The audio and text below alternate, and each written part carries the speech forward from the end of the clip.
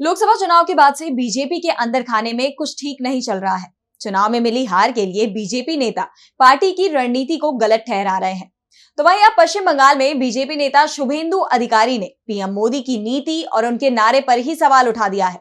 पूरी खबर जानने के लिए देखिए ये रिपोर्ट। लोकसभा चुनाव में पीएम मोदी को करारा झटका लगा है, क्योंकि उनके नाम पर पार्टी को वोट नहीं मिला। बीजेपी बहुमत से दूर रह गई, जिसके बाद से ही पार्टी के अंदर बगावत की खबरें सामने आ रही हैं और अब पीएम मोदी भी पार्टी नेताओं के निशाने पर आते हुए दिखाई दे रहे हैं।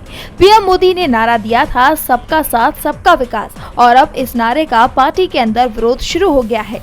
पश्चिम बंगाल में बीजेपी नेता शुभेंदु अधिकारी ने हाथ जोड़कर कहा, आप सभी कहते हैं सबका साथ सबका विकास, लेकिन हम ये नहीं कहेंगे।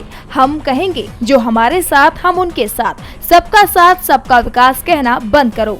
अधिकारी यही नहीं रुके, उन्होंने आगे कहा, हमें अल्पसंख्यक मोर्चे की भी जरूरत नहीं है, इसे भंग कर देना चाहिए। अधिकारी के बयान से साफ है कि बीजेपी में कुछ ठीक नहीं चल रहा है। पश्चिम बंगाल में बीजेपी को मिली हार के पीछे पार्टी के नेता पीएम मोदी की गलत रणनीति को जिम्मेदार मान रहे हैं। पश्चिम बंगाल की 42 लोकसभा सीटों में बीजेपी को इस बार सिर्फ 12 सीट पर ही जीत मिली है, जबकि 2019 में 18 सीटों पर जीत मिली थी और हाल ही में पश्चिम बंगाल में विधानसभा की 4 सीटों पर उपचुनाव हुए थे और बीजेपी को 4 सीटों पर हार मिली।